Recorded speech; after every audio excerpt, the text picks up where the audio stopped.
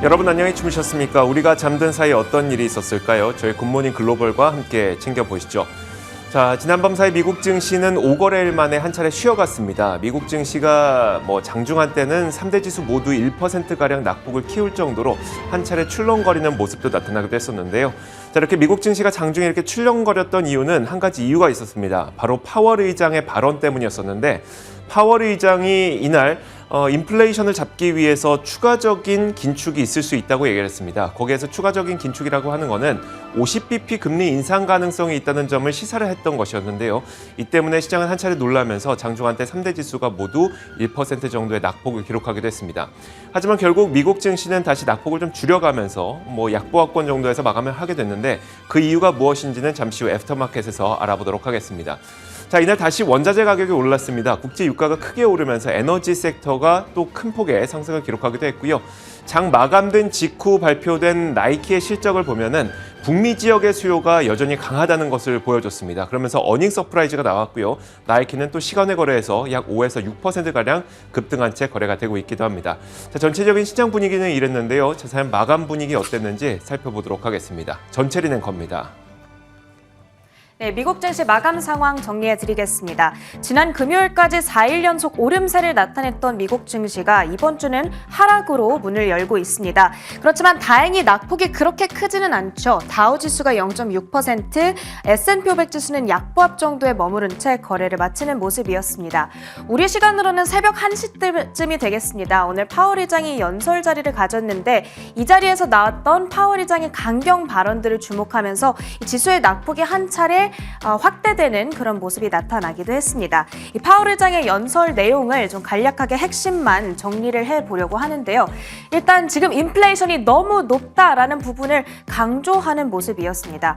그렇기 때문에 필요하다면 이 높아진 물가를 잡기 위해서 더 공격적인 긴축으로 대응하기 위한 준비도 지금 하고 있다. 이런 내용들을 강조해줬습니다. 지금 심각해진 인플레이션의 원인으로 공급망 혼란 그리고 우크라이나 이슈로 인한 원자재 가격 급등 등을 지목했고요. 또 현재 인플레이션의 심각성을 70년대 우리가 겪었던 오일 쇼크 사태에 비유하기도 했습니다. 3월 FOMC 기자회견에서는 미국 경제가 여전히 강하다면서 이 긴장에 떨고 있는 이 사람들을 좀 달래려는 모습이 확연했다면 이번에는 확실히 좀 매파적인 그런 태도로 일관하는 모습이었습니다. 확실히 예상보다 매파적이었다라는 평가가 전해지고 있고요. 연설 이후에 자연스럽게 빅스택에 대한 기대감이 커지다 보니까 10년물 금리 역시도 큰 폭으로 뛰어 올랐습니다. 15bp가량 올라서면서 2.3%대까지 현재 급등을 해 있고요. 이 부분들이 시장에 또 기술주들의 부담으로 작용하고 있는 오늘장이 되겠습니다. 그런가 하면 국제유가 역시도 불안한 흐름을 이어가고 있습니다. WTI 가격이 장중한 때 110달러대 다시 경신하는 흐름이 나타났는데요. 미국에 이어서 유럽마저 러시아산 원유 수입 금지를 검토하고 있다라는 보도가 전해졌기 때문입니다. 유럽은 러시아산 원유 수입 비중이 25%에 달하기 때문에 또다시 공급 부족에 대한 우려가 불거지고 있는 상황이고요. 이 부분 역시도 시장에는 부담으로 작용할 수밖에 없는 오늘장입니다. 그래도 유가가 오르기 때문에 에너지 관련주들은 급등하는 양상을 나타내고 있는데요. 오늘장 종목별 흐름 어땠는지 이렇게 테마별로 좀 정리를 해봤습니다. 유가 급등의 에너지 섹터는 4%대 급등으로 지수 방어에 나서줬습니다. 그 안에서도 특히나 옥시덴탈 페트롤리움 8.7%, 마라톤 오일이 8.4% 상승하면서 다우지수의 상승, S&P 500의 상승을 이끌어갔던 종목들이었습니다. 금리가 오르다 보니까 기술주들은 부담을 겪어갔습니다. 마이크로소프트가 1%, 반도체 테마 내에서는 마이크론이 2.7%, 그리고 메타와 인투이트 역시 3%대의 하락세를 나타내는 오늘장이었습니다. 그 밖에 특징주들 하나씩 차트를 열어서 정리해 보겠습니다. 첫 번째로 TV 시청률을 조사하는 업체죠. 닐슨 홀딩스 있는데 지난주 91억 달러 규모의 인수 제안을 거절했다라는 소식 이후에 오늘 주가가 크게 하락하는 모습이 나타났습니다. 주당 25달러라는 입찰가가 자사를 지나치게 저평가하는 금액이다라고 평가를 했다고 하는데요. 이 소식에 6.87% 오늘 급락권에서 닐슨 홀딩스 거래를 마쳤습니다. 그 다음으로 보험회사인 알레간이 확인해 보겠습니다. 버크셔 해서웨이가 인수를 결정했다라는 소식이 전해졌죠. 지난 금요일 종가인 주당 676달러보다 높은 주당 848달러, 총 현금 116억 달러의 보험회사를 인수하기로 버크셔 해서웨이가 결정을 했습니다. 이를 통해 알레가니는 버크셔 해서웨이의 독립 자회사로 운영이 될 전망이라고 하고요. 이 소식에 알레가니의 주가는 25% 가까운 급등권에서 거래를 마치고 버크셔 해서웨이의 주가 역시도 2%가량 상승한 채 오늘장 문을 닫았습니다. 그 다음으로 산업 섹터 내에서 보잉도 확인해 봅니다.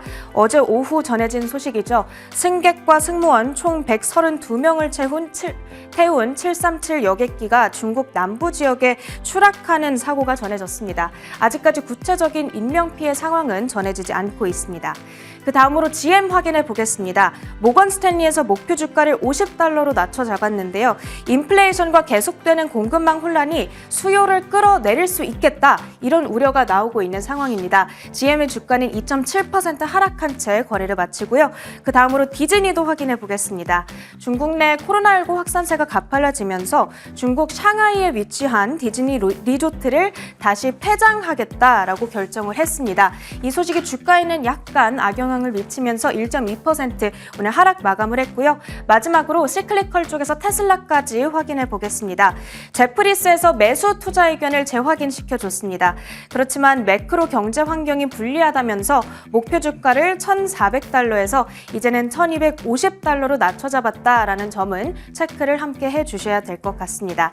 자, 이렇게 오늘 장에서 전해졌던 특징주들 쭉 한번 정리를 해봤고요. 마지막으로 상품 선물 시장 움직임까지 체크를 해보겠습니다. 금 가격은 오름세를 나타내고 있습니다. 유가가 급등하면서 인플레이션 우려가 부각되자 금 가격은 상승한다라는 풀이가 나오고 있고요. 우크라이나 상황이 교착 상태에 빠졌다라는 점 역시도 상승의 힘을 보태고 있습니다. 현재 그래도 0.3% 상승분을 좀 반납한 채 온스당 1,934달러 선에서 거래되고 있습니다. 이렇게 미국 증시 마감 상황 모두 정리해드렸고요. 애프터마켓으로 이어가겠습니다.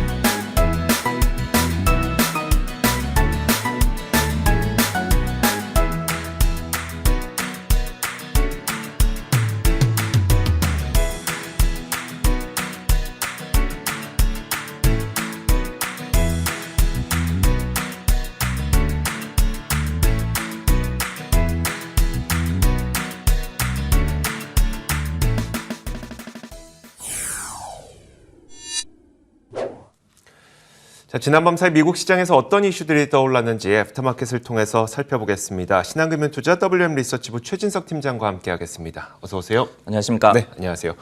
자, 오늘도 네 가지의 키워드를 선정해봤습니다. 첫 번째 키워드부터 공개하겠습니다. 첫 번째 키워드는 바로 이겁니다. 여전히 싸다라고 하면서 원유와 관련된 이야기일 것 같은데요. 원유 많이 올랐는데 그럼에도 불구하고 여전히 싸다는 의견이 있었나 봐요. 에너지 업종에 대한 네네. 얘기를 좀 해드릴까 하는데요. 지난주에 이제 시장 전체가 급반등을 했죠. 근데 그 중에서 미국 증시 중에 에너지 업종만이 좀 하락을 보였습니다. 군사 갈등이 좀 해소될 것이라는 기대감도 있었고, 그리고 국제유가의 상승세가 이제 피크아웃을 할 것이다라는 그런 예상이 있었기 때문에 그랬는데요. 반면에 이제 올해 전체 성적을 놓고 본다면 YTD 기준으로 본다면은 S&P 500 지수 구성하는 11개 업종 가운데서 에너지만이 빨간불을 켜고 있습니다. 그러면은 너무 비싸진 거라서 지난주에 좀 부진한 흐름이 나왔을까요? 이 부분에 대해서 이제 마켓워치에서는 여전히 가장 싸다라는 의견을 냈습니다. 마켓워치에서 지난주까지 11개 업종의 밸류에이션을 시장 전체와 좀 비교를 해봤는데요. 에너지가 물론 지난 5년 평균한 이 섹터의 밸류에이션에 대비해서는 141% 정도의 밸류에이션으로 상대적으로 좀 고평가된 것으로 나타났습니다. 하지만은 섹터의 포워드 PR이 11.7배 수준에 그쳐서 S&P 500의 19.4배에 비한다면은 약 한 60%에 불과하면서 가장 쌌다라고 하거든요. 그러면서 YTD 기준으로 32.4%나 에너지 업종이 상승을 했지만 시장 대비해서는 여전히 저평가되어 있는 것으로 나타났습니다. 반면에 이제 IT 같은 경우에는 S&P 500 대비해서 밸류에이션이 123%였고 그리고 경기 소비세는 148%였는데요. 올해 이들 섹터는 각각 11% 정도씩 하락을 했음에도 불구하고 시장 전체 대비해서는 여전히 조금 고평가되어 있는 것으로 나타났습니다.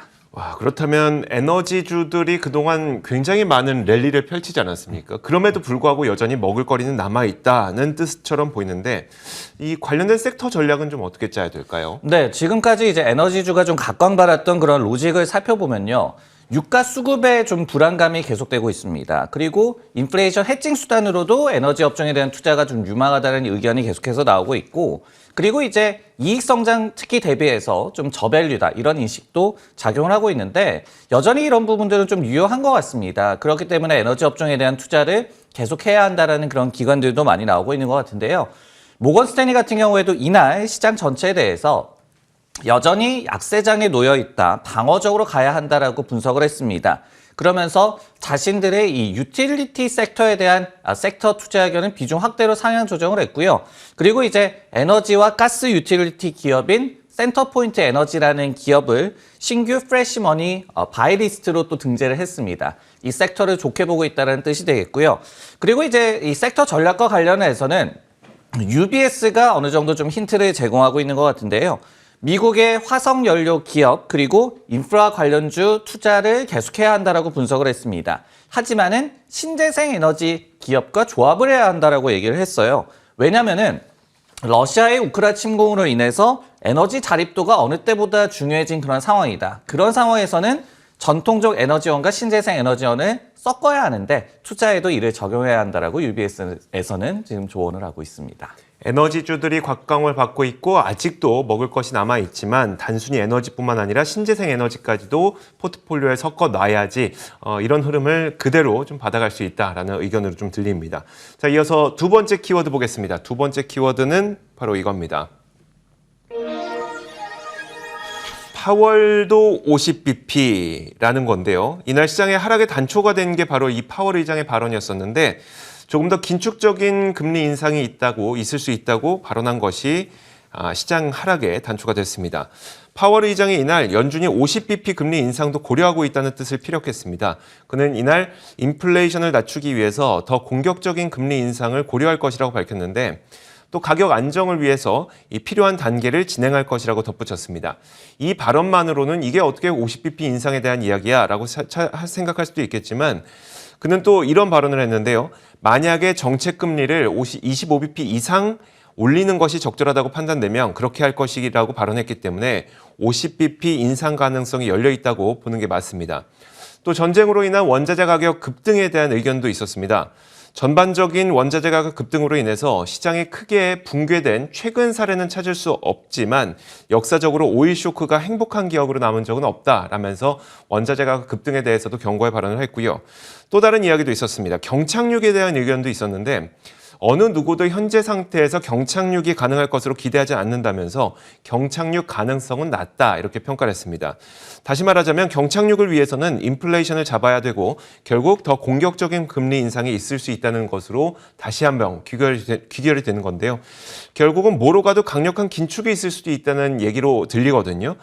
더 공격적인 긴축이 있을 수 있다는 파월 의장의 경고가 있었습니다. 결국 이게 시장 타격이 있을지도 궁금하고요.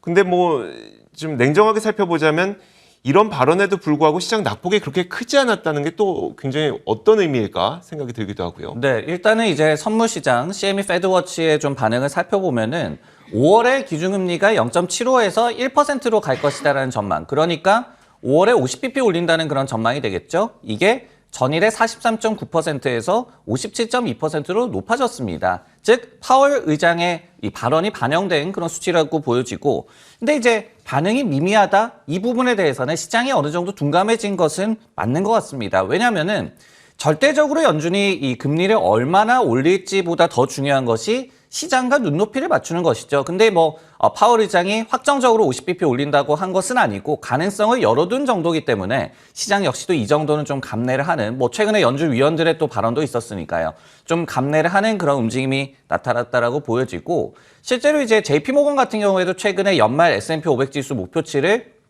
기존의 5,050에서 4,900으로 내렸죠. 근데 여전히 좀 큰 업사이드를 보고 있습니다. 그러면서 뭐라고 얘기를 했냐면은 연준의 긴축 악재가 최대 리스크는 맞다. 하지만은 시장이 이미 이 리스크를 잘 알고 있다라고 분석을 하기도 했습니다.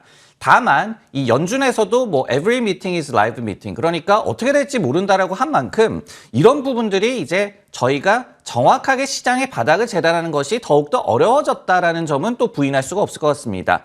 이와 관련해서 이제 울프 리서치라는 기관에 있어도 인플레이션이 강력하고 성장 전망이 약화되고 있기 때문에 지속 가능한 시장의 바닥이 나왔다라고 보기는 좀 힘들다라고 이날도 분석을 제시하기도 했습니다.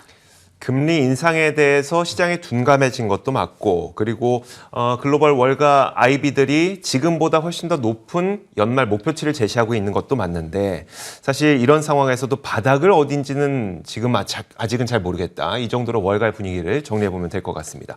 자, 이렇게 두 번째 키워드까지 살펴봤고요. 이어서 세 번째 키워드 공개하겠습니다. 세 번째 키워드는 바로 이겁니다. 또다시 비극인데, 아무래도 그 비행기 사고와 관련된 이야기가 아닐까 싶어요. 네, 이제 어제 오후에 중국에서 또 이 비극이 좀 발생을 했죠. 네. 이 132명이 탑승을 한 중국의 동방항공 소속 보잉의 737 여객기가 추락을 하고 말았습니다. 해당 여객기는 이제 윈난성 쿤밍을 출발해서 광저우로 가던 중이었다라고 하고요. 현재는 이제 생존자는 없는 것으로 언론 보도를 통해서는 나오고 있습니다. 보잉 측에서는 탑승자와 승무원들에게 깊은 애도를 표명한다라고 얘기를 했고요. 그리고 이제 동방항공을 최대한 지원할 것이다. 그리고 미국 당국과 사고 진상 규명을 위한 조사를 또 준비하고 있다라고 얘기를 했습니다. 중국 매체 보도에 따르면요, 비행기의 고도가 2분 만에 급 강하했다라고 하거든요. 그리고 참고로 중국에서의 민항기 추락은 지난 2010년 8월 이후에 11년 반 정도 만에 처음 있는 일이라고 합니다. 팀장님 기억하실지 모르겠지만 저희 팀하고 합류했던 그 시점부터 사실 맥스 기종의 어떤 737 맥스 기종의 이런 안 좋은 일들이 계속되어 왔었잖아요. 네. 지금까지도 계속 이 일은 이어지고 있는 건데, 이런 안타까운 사고 때문에 보잉 주가도 하락 반응했거든요. 그 737 기종의 사업 차질 악재가 계속되고 있는 걸까요? 일단은 팩트 체크를 해보자면은 이번에 사고가 난 여객기는 737 맥스는 아닙니다. 네네. 737-800이라는 다른 기종이고요. 그러다 보니까 이제 주가가 결국은 종가 기준으로는 약간 3.5% 정도 하락으로 마무리를 하면서 개장 전에 처음에 이제 소식이 전해졌을 때 한 8% 정도 하락한 것에 비한다면은 선방하는 그런 주가 흐름이 나왔고요. 실제로 이제 모건 스탠리 같은 기관에서도 맥스 사고와는 연관이 없으며 이미 단종된 모델이다. 그렇기 때문에 실적에 대한 영향은 미미할 것이다라고 분석을 하기도 했습니다. 다만 시점 그리고 안전에 대한 의구심을 재차 좀 부각시킬 수 있다는 점에서는 보잉 입장에서도 분명한 좀 악재로 보이는데요. 예를 들어서 이제 JP모건에서도 3년간 중국으로의 그 737 맥스 이 인도가 중단이 됐다가 이제 재개되기 직전에 이 같은 사고가 나온 것이 굉장히 중요하다라고 얘기를 했고, 그렇기 때문에 향후 수일, 수주간에 이제 나올 당국의 코멘트가 매우 중요하게 됐다라고 분석을 했습니다. 앞서 이제 모건 스탠리도 이 실적에 대한 영향은 그다지 크지 않을 것이다라고 얘기를 했는데 규제 리스크는 재부각될 것이다라고 얘기를 했어요. 그러면서 중국 당국이 737 맥스의 서비스 재개를 늦춘다라고 하더라도, 인도 재개를 늦춘다라고 하더라도 자신들을 놀라지 않을 것이다라고 얘기를 했습니다. 코엔 같은 기관에서도 소비자들이 보잉 비행기를 안 타려고 할 것이다. 사고 원인을 따로 떼내는 거. 그러니까 이게 정확하게 다른 비행기고 설계도 다르다. 이런 점을 정확하게 보잉 측에 설명하는 것이 중요하다라고 또 분석을 제시하기도 했습니다.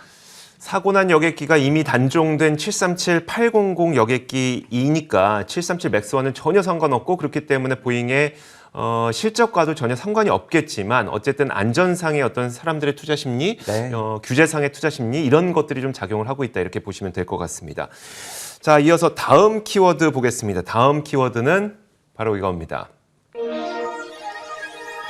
60년간 지켜봤다. 사실 저는 어제 이 뉴스를 보면서 투자는 과연 이렇게 하는 것인가 라는 생각을 다시 한번 하게 됐는데요. 워렌 버핏의 버크셔 해서웨이가 버핏이 60년간 지켜보던 이 보험사를 인수하기로 했다고 합니다. 우리는 뭔가 이거다 싶으면 지금 사야 될 것 같고 당장 사야 될 것 같고 한데 버핏은 60년간 지켜보다가 인수를 했다고 합니다. 역시 투자의 구르는 좀 다른 모습을 보여줬는데요. 자, 워렌 버핏의 버크셔 해서웨이가 대규모 인수를 하기로 결정했습니다. 바로 미국의 보험회사인 엘러가니를 116억 달러의 현금으로 사기로 한 건데요. 그는 이날 60년간 지켜본 회사라고 설명하기도 했습니다. 주당 가격은 앞서 시황에서도 들으셨겠지만 848달러를 제시하기로 했습니다. 그러다 보니까 엘러가니의 주가는 이날 25% 급등해서 딱 848달러 수준까지 도달을 했습니다. 자, 이는 지난 금요일 종가에 비해서 25%가량 프리미엄이 붙은 것이고요. 장부 가치에 비해서도 약 1.26배에 해당하는 금액을 제시한 거라고 합니다. 버크셔 해서웨이는 여러분들 이제 다들 아시겠지만 투자하는 회사들뿐만 아니라 광범위한 사업 회사를 보유하고 있죠. 그중에서 가장 큰 규모를 차지하고 있는 분야가 바로 보험 분야입니다. 버크셔 해서웨이가 보유한 기업 가운데 가장 큰 기업은 또 자동차 보험 회사인 가이코죠. 이 외에도 다른 보험 회사들도 다양하게 들고 있는데 보험회사를 한 가지 더 인수하게 된 겁니다. 엘러가니는 버크셔 해서웨이와 이미 인연이 있는 것으로 알려져 있습니다. 2001년부터 2008년까지 버크셔 해서웨이의 보험사업부를 이끌던 인물이 올 1월에 이 엘러가니의 CEO로 취임한 것인데요. 이처럼 60년간 지켜보던 기업의 CEO에 버핏과 함께 보험사업부를 이끌었던 인물이 또 취임을 하게 된 겁니다. 자, 안 그래도 금리 인상기에는 보험사들의 수익성이 좋아지는데 참 시의적절한 인수가 아닐까라는 생각도 들고요. 요즘 시장과 전혀 상관없이 버크셔 해서웨이는 사상 최고가 행진을 이어가고 있잖아요. 지금이라도 매수해도 되는 것인지 워낙 많이 오르기도 했으니까요. 월가의 시각은 어떨까요? 네, A 주식이 이제 50만 달러도 최초로 넘었고 그리고 시가총액도 엔비디아를 앞서는 6위입니다. 네. 메타를 넘어선 지는 오래됐고요. 그렇기 때문에 정말 말씀해 주셨듯이 시장의 흐름과 전혀 상관없이 정말 좋은 흐름을 보이고 있는 버크셔의 주가인데요. 한 3가지 정도로 이 주가 순항의 이유를 생각을 해봤습니다. 첫 번째는 그 돈을 버는 본연의 사업 자체가 굉장히 다각화되어 있다는 점을 꼽을 수가 있을 것 같아요. 앞서서 이제 보험도 말씀을 해주셨지만은 제조업, 도매, 소매, 에너지, 철도 이렇게 굉장히 그리고 또 가치 산업에 우리가 얘기를 하면 그런 산업군의 사업부가 좀 집중이 돼 있죠. 그리고 이제 다각화되어 있다 보니까 현재와 같은 시장 상황에서 좀 유효하다라는 그런 얘기가 나오고 있고요. 두 번째로 가치주 위주의 이제 투자 포트폴리오를 들 수가 있을 것 같습니다. 버크셔 해서웨이의 주식 포트폴리오를 보면은 물론 이제 애플의 비중이 좀 절대적이기 때문에 IT 비중이 가장 많습니다. 한 40% 넘게 나타나고 있는데 근데 이제 애플 같은 경우에도 저희가 좀 불안한 성장주로 과연 이거를 볼 수가 있겠느냐. 현금을 한 200조 원 정도 들고 있는 그런 회사이기 때문에 성장이 나오는 이제 가치주로 보는 것이 오히려 더 맞겠죠. 근데 더 나아가서는 필수지 업종이라든지 유틸리티 그리고 에너지 최근에 옥시덴탈 페트롤리움 또 지분을 확대를 했죠. 이런 부분들을 봤을 때 가치주 위주의 또 투자 포트폴리오가 유효하다라는 분석. 그리고 세 번째는 이렇게 이제 돈을 잘 벌다 보니까 막대한 현금을 쌓아놓고 있고 주주 환원을 굉장히 또 적극적으로 하고 있습니다. 살 곳이 없다, 투자할 곳이 없다라고 항상 얘기를 하는데 자신의 회사에 그래서 주식을 사고 있죠. 작년에도 271억 달러 수준의 자사주 매입을 하면서 전년 대비해서 거의 한 10% 정도 늘렸습니다. 이런 부분들이 이제 주가 상승을 좀 견인하고 있고 이런 모멘텀이 그대로 유지가 된다라고 한다면은 어떤 가치주에 대한 투자를 하는 그런 대안으로 여전히 좀 유효하다. 이런 시장에 좀 분위기가 있는 것 같고 실제로 이제 CFRA라는 기관에서도 시장의 가치주로의 로테이션에 버크셔 해서웨이가 많은 수혜를 받고 있다라고 분석을 했고요. 그리고 이제 UBS 같은 경우에는 2월 말에 작년 4분기 실적을 발표한 후에 목표 주가를 올렸거든요. 그때 어떻게 분석을 했냐면은 가이코 등의 이런 실적 부진을 에너지 등의 다른 사업부가 좀 상쇄를 해줬다 또 얘기를 했습니다. 사업 다각화가 좀 빛을 발했던 그런 순간이었던 것 같고 그러면서 이제 이익 전망을 상향 조정을 했거든요. 이런 좀 긍정적인 의견이 아직까지 좀 나오고 있다는 점도 체크하시면 좋을 것 같습니다. 네, 알겠습니다. 자, 이렇게 버크셔 해서웨이 요즘에 뉴스 굉장히 많이 나오고 있는데 자, 버크셔 해서웨이까지 살펴봤습니다. 신한금융투자 WM 리서치부 최진석 팀장과 함께 이야기 나눠봤습니다. 고맙습니다.